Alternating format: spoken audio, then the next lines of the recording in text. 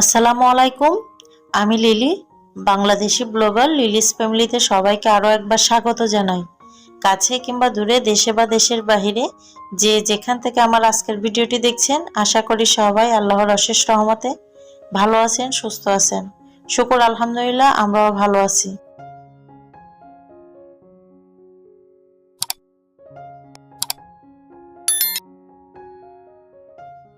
দিন কখন বয়ে যায় আসলে আমরা চোখের পলকেই তো সেটা বোঝা যায় না। বাচ্চাদেরকে দেখতে দেখতে এই তো বড় হয়ে গেল। সেদিন মনে হয় যে হসপিটাল থেকে নিয়ে বাসায় আসছি, তারপর হচ্ছে 2 ছেলের পর 1 মেয়ে।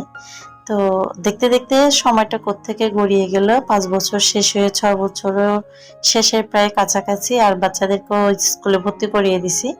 তো যেহেতু 1 মাস বাকি আছে, আপনাদের ভাই হচ্ছে মার্কেটে গেছিল, তো সেখান থেকে হচ্ছে 2 ছেলের জন্য 2টা পেন্সিল বক্স, আর মেয়ের জন্য সাথে একটা, আর বাচ্চাদের জন্য একটা লোশন, ব্রাশ, আর কিছু গেঞ্জি। গেঞ্জি বলতে স্যান্ডো গেঞ্জি, এগুলো হচ্ছে গরমের দিনে ইউজ করবে। তো মার্কেটে তো সবসময় যাওয়া হয় না, যেহেতু যাওয়া হয়েছে কয়েকটা গেঞ্জি এনে রেখে দিছে। সাথে হচ্ছে এই যে আমার ইলেকট্রিকের চুলাটা নতুন, তো ওটার জন্য হচ্ছে একটা কেটলি নিয়ে আসছে চা বানানোর জন্য।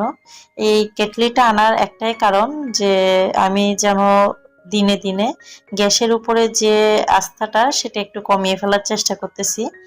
কারণ দেখা যায় এই গ্যাসের চাইতে ইলেকট্রিকটা সাশ্রয় মনে হচ্ছে। সেজন্য হচ্ছে ইলেকট্রিকের সবকিছু নিয়ে যতক্ষণ পারি ইলেকট্রিকের চুলাটা ইউজ করার চেষ্টা করব, আর গ্যাসটা হচ্ছে কমাই ফেলবো। কারণ হচ্ছে এখন যে হারে জিনিসপত্রের দাম, তো সেই হারে হচ্ছে গ্যাসের বোতলেরও দাম বেশি। একটা বোতল আনতে গেলে 1500-1600 টাকা পড়ে। তো ওই হিসাবে হচ্ছে একটা বোতল আগে যেখানে যেত 2 মাস প্লাস যেত আমার, তো সেই একই নিয়মে কিন্তু এখন আমার 1 মাস, 1 সপ্তাহ যায় না ভালোভাবে, 3 দিন কি 4 দিন এরকম যায়। তো গ্যাসের তুলনায় বেশি হচ্ছে হাওয়াটা দিয়ে দেয় এখন। তো যার কারণে হচ্ছে গ্যাসের চুলাটা আর গ্যাস ইউজের উপর হচ্ছে গিয়ে একটু চাহিদাটা কমায় ফেলার চেষ্টা করতেছি, যার কারণে হচ্ছে ইলেকট্রিকের জিনিসগুলো আনা। তো এই যে যে চার কেটলিটা, এটা হচ্ছে আপনি যদি ঢাকনাটা দিয়ে রাখেন তাহলে হচ্ছে উপরের যে হাতলিটা দিছে এটা কিন্তু গরম হয় না। যদি এই ঢাকনাটা না দেন তাহলে হচ্ছে উপরের হাতলিটা একটু গরম হয়। তো সেটাই ট্রাই করতেছিলাম যে গরম হয় কি হয় না। তো সকালে চাটা বানাই নিছি সবার জন্য, তো চা খাওয়ার আয়োজন করা হচ্ছে।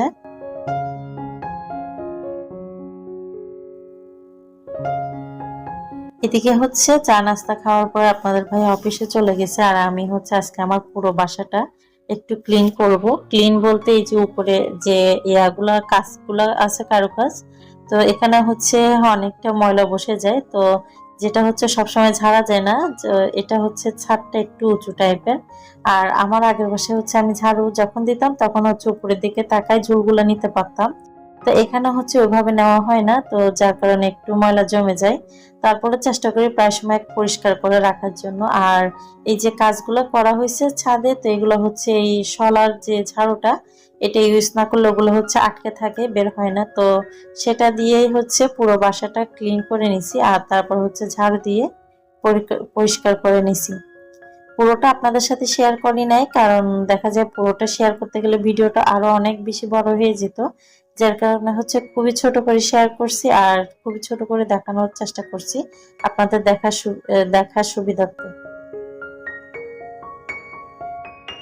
আমার প্রিয় আপুদের কাছে এই পর্যায়ে এসে একটা রিকোয়েস্ট করব, সেটা হচ্ছে আপনারা অনেকেই ভিডিও দেখেন, তবে লাইক দিতে ভুলে যান। প্লিজ ছোট্ট একটা লাইক দিয়ে ভিডিওটি কন্টিনিউ করবেন। আপনি যদি আমার চ্যানেলে নতুন হয়ে থাকেন, আমার চ্যানেলটা সাবস্ক্রাইব করে নেবেন এবং আমার পাশে থাকা অল অপশনটি চালু করে রাখবেন। আমি যে কোনো সময় ভিডিও ছাড়লে নোটিফিকেশন যেন আপনার কাছে পৌঁছে যায়। আপনি যদি অলরেডি এই কাজটা করে দিয়ে থাকেন, আপনাকে অসংখ্য ধন্যবাদ। ঘর যখন ক্লিন করছিলাম তখন হঠাৎ করে কোরআন শরীফের যে উপরের অংশটা, এটাও একটু খেয়ালে পড়ছে, মানে আলমারির উপরে সবসময় রাখা হয়। বাচ্চা যখন ছিল না তখন হচ্ছে প্রতিদিন কোরআন তেলাওয়াত করা হতো, এখন হচ্ছে ওইভাবে আর সময় হয়ে ওঠে না। বাচ্চারা বড় হয়ে গেলে ইনশাল্লাহ আবার রেগুলার কোরআন তেলাওয়াত করার চেষ্টা করব। তো এখন যেহেতু সবসময় করি না, তো এই যে কাবারটা একটার উপর একটু ময়লা হয়ে গেছে, তো সেটা একটু পরিষ্কার করে নিচ্ছিলাম। আর এই যে কোরআন তেলাওয়াত করার সময় যে আমরা রেল ইউজ করি, এটাকে আমরা রেল বলি, আপনারা কে কি বলেন জানি না। তো এটা হচ্ছে গিয়ে একটা স্মৃতি। এটা হচ্ছে আমার একটা বোনের ছেলের রেল, আর আমারটা হচ্ছে ওকে দিয়েছিলাম আর ওটা আমি নিয়েছিলাম, কারণ ও হচ্ছে ছোট ছিল তখন।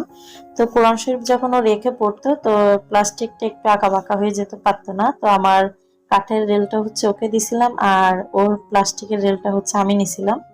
তো এই জিনিসটা দেখে হচ্ছে ওদের কথা মনে পড়ে গেল, আর আমার সেই বোনটার কথা মনে পড়ে গেল।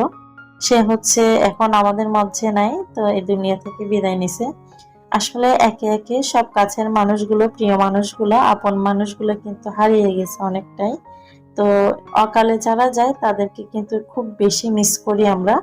একটা জিনিস খেয়াল করলে দেখবেন, যারা বয়স হয়ে যায়, তো মা বাবা সবাই মৃত্যু বরণ করতে হবে, এটা চিরন্তন সত্য। তবে বয়স হয়ে গেলে যখন কেউ মারা যায়, তার জন্য যতটা না আফসোস লাগে, তার চেয়ে বেশি আফসোস লাগে যখন অল্প বয়সে বা অকালে যারা মৃত্যুবরণ করে, যে কোনো কারণে। তো আমার এই আপুটাও হচ্ছে আমার আপন বোন না, তো আমার আপনের চেয়ে অনেক বেশি ছিল। আমার বাচ্চাদের খোঁজ খবর নিত সবসময়, যেটা আমার আপনরাও নেয় না। তো আপন বলতে আমার শ্বশুর বাড়ির লোকেরাও কিন্তু এতটা খোঁজ খবর নেয় না, বা আমার কাছের মানুষটাও কিন্তু এতটা খোঁজ খবর নিত না উনি যেভাবে খোঁজ খবর নিত। ঈদে বলেন, রোজায় বলেন, কোরবানে বলেন, কেউ ফোন করুক আর না করুক, উনি ফোন করে জিজ্ঞেস করতো কি রান্না করছি, কি খাইছি, কিভাবে কি করতেছি। তো কাছের মানুষ আসলে রক্ত সম্পর্ক থাকলেই যে আপন হয় এটা না, রক্ত সম্পর্ক ছাড়াও কিন্তু আপন মানুষ, কাছের মানুষ তৈরি করে নেওয়া যায়। তো এই রেলটা দেখে হচ্ছে আপুর কথা মনে পড়ে গেল। তো আপু মারা যাওয়ার পর হচ্ছে ওর একটা ছেলে আছে, তো ক্লাস 9-এ পড়ে, এখন মাশাআল্লাহ দিল অনেক বড় হয়ে গেছে। আর ও মারা যাওয়ার পর হচ্ছে ওর ছেলেটাকে আমার কাছে প্রায় 1.5 মাসের মতো রাখছিলাম। তারপরে হচ্ছে ওর বাবা বিয়ে করে আরেকটা, আর ও হচ্ছে তারপর ওর নতুন মার সাথে সেটেল হয়ে যায়। তো আসলে কিছু মানুষ আছে যাদেরকে কখনো ভুলার না। আমার আপন যে ছোট বোনটা, ও কিন্তু অকালে মারা গেছে, আর আমার এই আপুটাও কিন্তু অকালে মারা গেছে। সবাই ওদের জন্য দোয়া করবেন, আল্লাহ যেন তাদেরকে জান্নাতে ফেরদৌস নসিব করে। আমিন। তো এই যে চার কেটলিতে চা করছিলাম, তো সেটা একটু পরিষ্কার করে নিচ্ছি। আসলে কথা বলতে বলতে অনেক কথা বলে ফেলছি, ভুল ত্রুটি হলে সবাই ক্ষমা সুন্দর দৃষ্টিতে দেখবেন।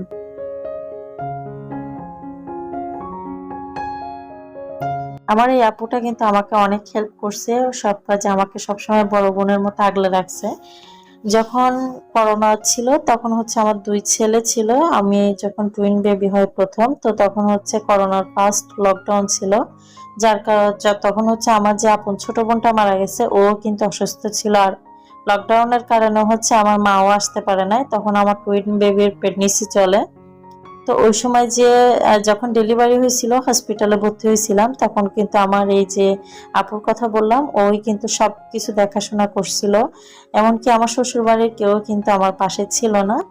তো ইনি কিন্তু আমার যে হসপিটালে থাকার জন্য লোক ঠিক করে দেওয়া, বাসা থেকে রান্না বান্না করে খাবার নিয়ে আসা, মানে তারপরে যখন লকডাউনের জন্য আমার মা বাচ্চা ডেলিভারি হওয়ার পরও আসতে পারে নাই, তখন এর দেখাশোনা সবকিছু কিন্তু এই আপুটাই করতো। অনেক ভালোবাসতো, অনেক স্নেহ করতো। তবে প্রিয় মানুষগুলো অকালে হারিয়ে গেছে, আল্লাহ জানে কি ছিল কপালে। আমার ছোট বোনটাও অকালে মারা গেছে, আর এই আপুটা কিন্তু ওরা একসাথেই ছিল। যাই হোক, সবাই ওদের জন্য দোয়া করবেন। অনেক কথা বলে ফেললাম। এই যে এগুলো ধোয়া ফেলা করার পরে হচ্ছে গিয়ে এই যে ফ্যান ছিল আমার উপরে, তো ফ্যানগুলো হচ্ছে একটু ক্লিন করে নিচ্ছিলাম। তো সামনের রুমের ফ্যানটা মোছার পরে হচ্ছে ভিতরের যে রুমের ফ্যানটা আছে ওগুলাও হচ্ছে আমি এক এক করে এভাবে চেয়ার দিয়ে পরিষ্কার করে নিছি। তো খুব ছোটভাবে আপনাদের সাথে শেয়ার করলাম।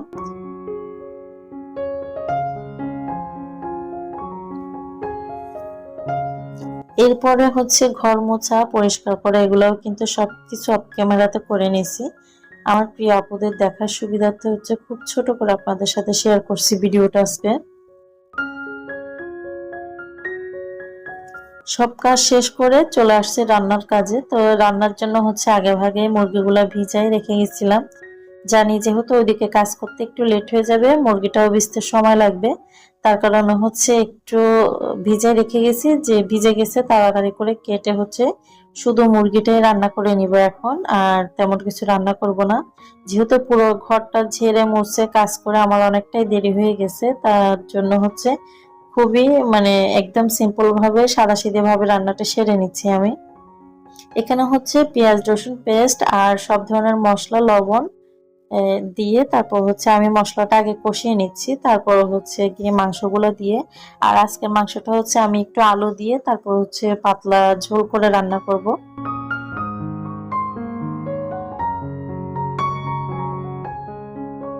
আমি বরাবরই একটা কথা বলে থাকি, সেটা হচ্ছে আমি যেহেতু কাজ করি নতুন বা পুরনো যাই বলেন, 6 মাস হয়েছে, অভিজ্ঞতা মোটামুটি হয়েছেও বলতে পারেন। তারপরেও দেখা যায় যতই পুরনো হই না কেন আর যতই অভিজ্ঞতা থাকুক, ভুল ত্রুটি হতেই পারে মানুষের। তো সবাইকে আবারও বলছি, ভুল ত্রুটি হলে সবাই ক্ষমা সুন্দর দৃষ্টিতে দেখবেন। এই যে কিছু ধনেপাতা দিয়ে দিলাম। অনেকে হয়তোবা বলতেছেন মুরগির মাংসে ধনেপাতা কেন? তো এভাবে এই আলু দিয়ে যখন রান্না করি ধনেপাতা দিলে কিন্তু আমার কাছে বেশ ভালো লাগে। তো সেই জন্য হচ্ছে কিছু ধনেপাতা অ্যাড করে দিছি এখানে। দিয়ে তারপর হচ্ছে কিছুক্ষণ জাল করে তারপরে নামিয়ে নিব। আজকে যেহেতু কাজ বেশি ছিল, একদম সিম্পল ভাবে রান্নাটা সেরে নিয়েছি আর খুব ছোটভাবে আপনাদের সাথে শেয়ার করলাম। আজকের ভিডিও এখানে শেষ করব। সবাই ভালো থাকবেন, সুস্থ থাকবেন। আল্লাহ হাফেজ। আসসালামু আলাইকুম।